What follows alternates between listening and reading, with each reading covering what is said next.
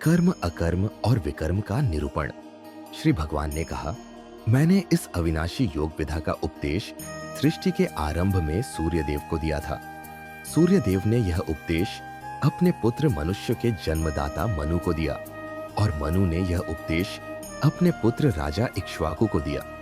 हे परंतप अर्जुन, इस प्रकार गुरु शिष्य परंपरा से प्राप्त इस विज्ञान सहित ज्ञान को राज ऋषियों ने विधि पूर्वक समझा, किंतु समय के प्रभाव से वह परम श्रेष्ठ विज्ञान सहित ज्ञान इस संसार से प्राय छिन्न भिन्न होकर नष्ट हो गया। आज मेरे द्वारा वही यह प्राचीन योग तुझसे कहा जा रहा है, क्योंकि तू मेरा भक्त और प्रिय मित्र भी है, अतः तू ही इस उत्तम रहस्य को समझ सकता है। अर्जुन ने कहा, सूर्यदेव का जन्म तो सृष्टि के प्रारंभ हुआ है और आपका जन्म तो अब हुआ है, तो फिर मैं कैसे समझूं कि सृष्टि के आरंभ में आपने ही इस योग का उपदेश दिया था। श्री भगवान ने कहा, हे परंतप अर्जुन, मेरे और तेरे अनेकों जन्म हो चुके हैं। मुझे तो वह सभी जन्म याद है, लेकिन तुझे कुछ भी याद नहीं है। यद्यपि मैं अजन्मा और अविनाशी समस्त जीवात्माओं का परमेश्वर होते हुए भी अपनी महामाया को अधीन करके अपनी योग माया से प्रकट होता हूँ।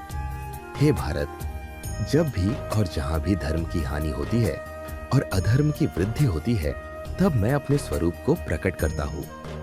भक्तों का उद्धार करने के लिए, दुष्टों का संपूर्ण विनाश करने के लिए तथा धर्म की फिर से स्थापना करने के लिए मैं प्रत्येक युग में प्रकट होता हूँ। हे अर्जुन, मेरे जन्म और कर्म दिव्य है।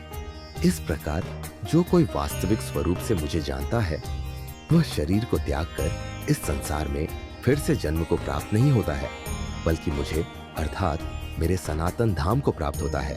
आसक्ति, भय तथा क्रोध से सर्वथा मुक्त होकर शुद्ध भक्ति भाव से मेरी शरणागत होकर बहुत से मनुष्य मेरे इस ज्ञान से पवित्र होकर तप द्वारा मुझे अपने भाव से मेरे भाव को प्राप्त कर चुके हैं।